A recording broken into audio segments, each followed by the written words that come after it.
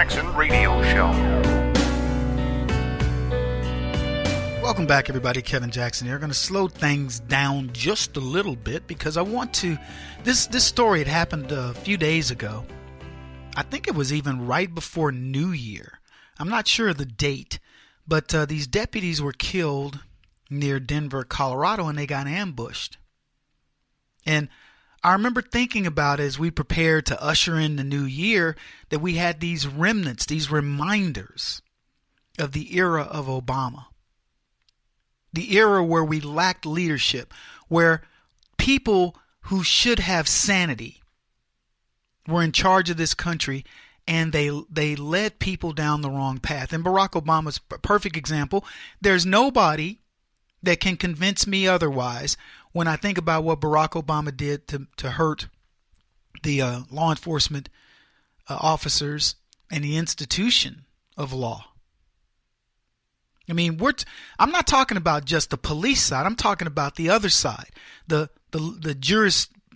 jurisprudence side, where he let people just skate. Worse than that, than letting people skate, he actually tried to help them. Tried to help crooks, Hillary Clinton and many others. He used the power of the government for evil. Not only with the police, but with protecting Hillary Clinton and Comey and that crowd. And then had the gall to tell you that everything was good. Oh, yeah, we didn't have any scandals. Yeah, you don't have any scandals when you're the one running the scandals. When you're the one that says, look, don't let people know that the IRS did that. Don't let people know that we ginned up all this crap about Benghazi. Don't let people know that we ran arms into Mexico. Don't let people know that we let Hillary Clinton off the hook when we knew she was effectively running a racketeering organization that laundered money for nefarious people around the world. No, we were scandal-free. Anyway, it was an ambush-style attack on these officers. One of them was dead. Four other ones were wounded. And was, as I said, was just outside of Denver. And it was based on a domestic violence, a domestic disturbance.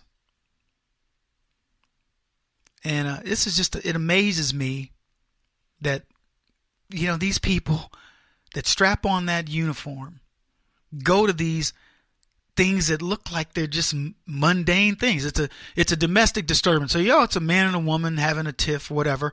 And worst case scenario, let's just say for the sake of discussion, the guy's going to go to jail because he hit his wife or whatever. And you think, okay, routine.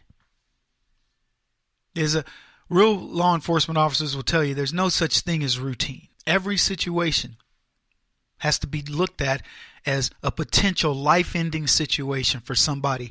If you don't go there with that mentality, you end up dead.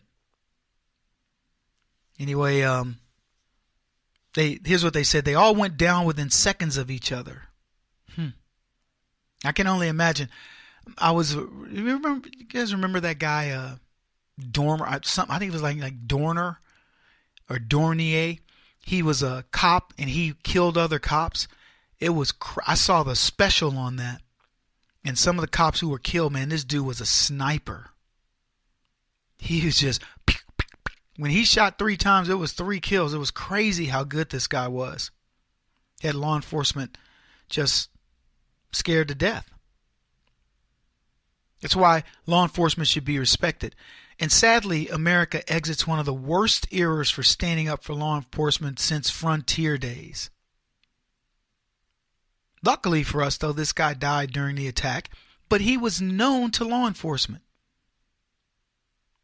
Yeah, 29-year-old Zachary Parrish, been a Douglas County deputy for 7 months, is the one who was killed.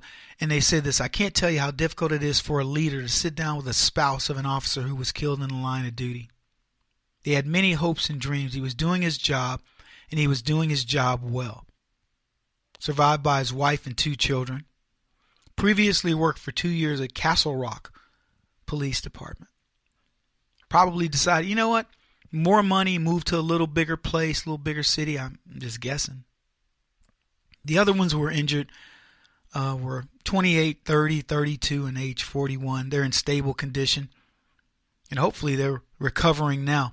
But Stories like this just bug me because I look at what Obama could have done to change things. And look, that's why we're making the movie Bleeding Blue. BleedingBlueMovie.com. Go check it out. Oh, my goodness. President Trump, he chimed in on it, tweeted out his condolences. Colorado's Governor John Hickenlooper issued a statement. Our thoughts and prayers with this, group, blah, blah, blah. We can only imagine the depth of grief they are experiencing. Hope for a speedy recovery for the Douglas County deputies and Castle Rock police officers injured. Any innocent incident, any innocent, as well as any residents who were affected. I was going to say impacted. I wasn't going to say that. The call to protect and serve often leads to the ultimate sacrifice. We are grateful for the service of Deputy Paris, his fellow deputies, that of the Castle Rock police officer. We pray for their families. Strength, resolve in the days and months ahead. Kids growing up without their father.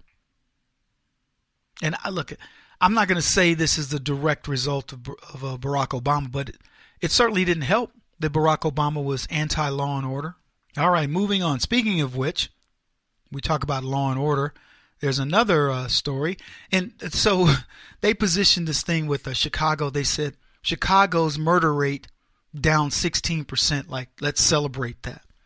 And they did top 600 murders. For the record, St. Louis topped 200 murders. Yeah, 200 murders.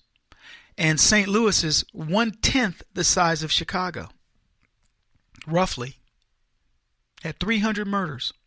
I'm sorry, 200. 1/3. So if you were to extrapolate that and say, per capita, what was St. Louis? St. Louis would have had the equivalent of over 2,000 murders. It is immensely more dangerous than Chicago. And they share one thing in common. They share Democrat control for a long time. But look at Baltimore. For the third year in a row, Baltimore, Maryland has had more than 300 murders. New record of murders per number of residents in 2017. A new record. Hey, is that reason to celebrate? Sure. Let's give these guys a trophy. This is the type of thing I would love to see trophies given out for. Hey, Baltimore mayor, why don't you come to the TeaPartyCommunity.org's event, our annual event, where we are going to give you the award for being one of the most dangerous cities in the world. Top 10. We're going to give you the award. I don't think he'd want to take it. Third year in a row, Baltimore's had more than 300 murders. Now, that's on par. It's a little bit ahead of St. Louis. Behind of St. Louis, because Baltimore has roughly 600,000, roughly 600,000 plus people. So at 300 murders, if you took St. Louis, who's got 300,000 or so people, they should have only been at about 150 murders, give or take. But instead, they were 205. I believe that was the number they ended up. Crazy amount of crime. But here's what's interesting about Baltimore. They say some residents attribute the high murder rate to relaxed police controls in the city following high-profile cases of police brutality. Officers have backed off in neighborhoods like the one where Freddie Gray was arrested. The Reverend Kenji Scott, pastor in Baltimore, who's held positions in local government, says the opposite needs to happen. We wanted the police there, Scott says. We wanted them engaged in the community. We didn't want them beating the hell out of us. We didn't want that. Well, Reverend Kenji Scott, here's what I would say to you about if the cops are beating the hell out of you. Stop doing what you're doing. Why are you getting the hell beat? Are you hanging out? Are you loitering? What are you doing? Cops don't go to neighborhoods and just start beating people up. There's not enough of them. Think about how many police would be circling a neighborhood at any given time. And if it's a bad neighborhood, it might be, you'll have 2 or 3 cars. Those guys are grossly underarmed to do anything if the people in that neighborhood decide something's going to step off. So this notion that they're just going there and, beating up people is ridiculous. And I can tell you on many experiences from friends of mine who are police officers, they tell you point blank, Kev, you got to really work hard to get me to write you a ticket. Got to really work hard. Just be nice. So, a lot of this stuff, I don't even know. I don't care. I don't care if the cops don't show up anymore. It's a thankless job from a group of people that don't care, that have been made to be completely unfeeling when it comes to this type of stuff, and I think it's ridiculous. Anyway, we got a lot more to talk about. Keep it here, folks. Kevin Jackson's who you're listening to. It's Kevin Jackson Radio Show, KJRadio.com. Kevin Jackson on the Black Sphere Radio Network. Do you owe back taxes to the IRS or state? The secret to avoiding the IRS nightmare is to seek professional representation. My friends at Security Tax Associates provide the most cost-effective and ethical representation in the industry while helping to avoid seizures, levies, and wage garnishments. Security Tax Associates is here to ensure that the appropriate steps are taken to permanently eliminate any possibility of future tax burdens once and for all. For a free, no-obligation consultation, contact Security Tax Associates, 844-779-4177. That's 844-779-4177. 844-779-4177. Or visit them at securitytaxassociates.com.